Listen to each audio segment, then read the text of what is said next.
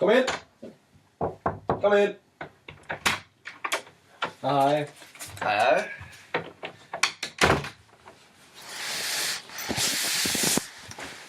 Frederik. My name is Steve. Dennis. Velkommen til, Frederik. Tak. Du har en velfærdsstat, det er det, du har trukket. Hvad kan du fortælle om det? Jeg vil gerne redegøre for de 3 velfærdsmodeller, og så vil jeg kigge på, hvordan vi sikrer det danske velfærdssamfund i fremtiden. Super. Det danske velfærdssamfund startede for 100 år siden. Der findes 3 velfærdsmodeller. I Danmark har vi den universelle velfærdsmodel. Jeg vil vende tilbage til lidt senere, når jeg først vil fortælle om de 3 velfærdsmodeller.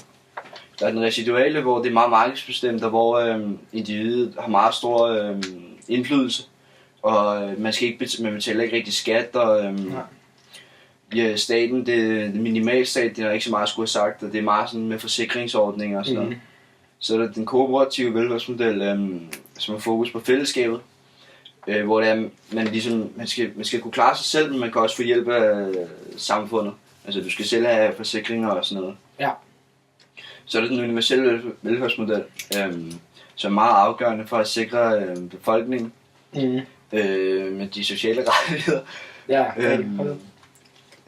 og hvor der er ordninger rettet mod det enkelte individ.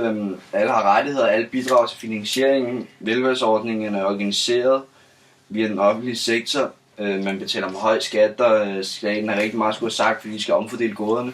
Yes. Og de 3 velfærdsmodeller adskiller sig ved den rolle, der tillægger staten, den offentlige sektor, markedet, familien samt humanitære organisationer med mere.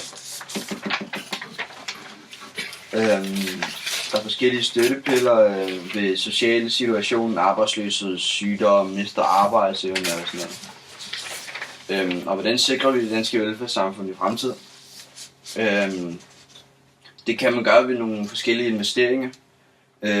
Jeg vil mene, at man skulle investere i kommunerne, folkeskolen, sundhedsvæsenet, og så sikre, at pengene ikke går til fradrag på private sundhedsforsikringer. Ja. Det er ligesom det, vi har brug for. Så vil jeg sige, at finansiering af velfærd, det er, hvis alt det her skal i hus, så skal danskerne arbejde 12 minutter mere om dagen, eller en time mere om ugen.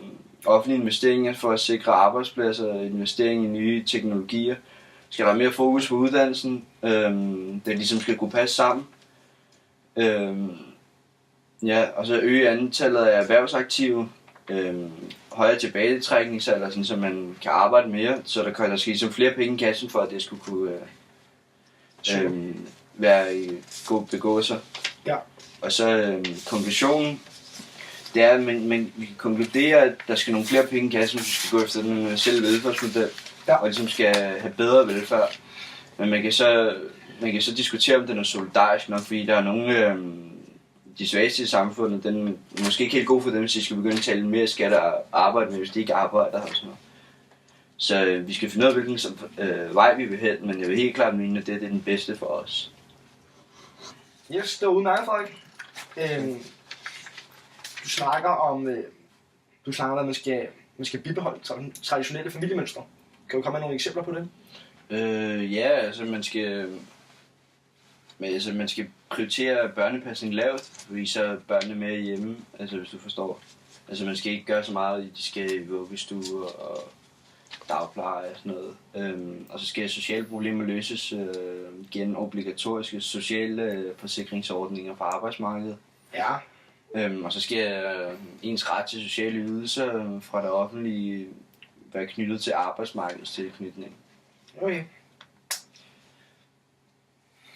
Yes. Der er også noget omkring, du snakker om offentlige ydelser og de forskellige offentlige ydelser, vi har her i Danmark.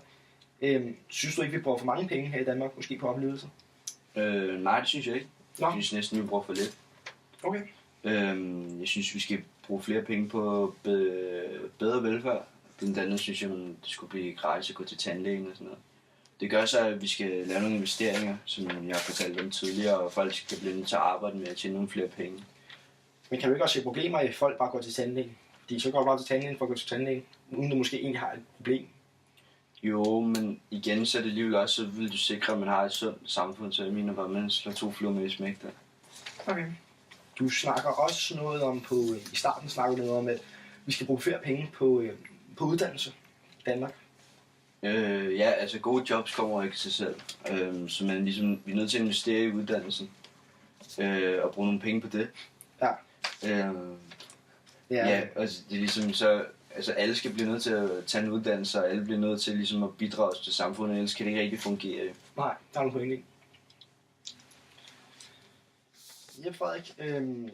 Ja, tak for det. Du må godt gå ud nu. Det gør jeg. Så voterer vi her. Yep. Hvad tænker du her? Ja, jeg synes, der manglede noget analyserende spørgsmål. Det synes jeg ikke rigtig, man kom ind på overhovedet. Det kan det ret i. Det var også helt ret i.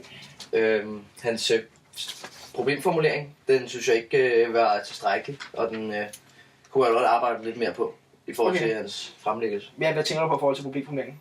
Spørgsmålene eller? Ja, jeg synes bare godt, at den kunne have været lidt mere, der kunne have været lidt mere. Der står ikke så meget i bare 2 enkelte spørgsmål. Det kunne være mere et større sammenhængende spørgsmål, og ikke bare så... Det er du ret i.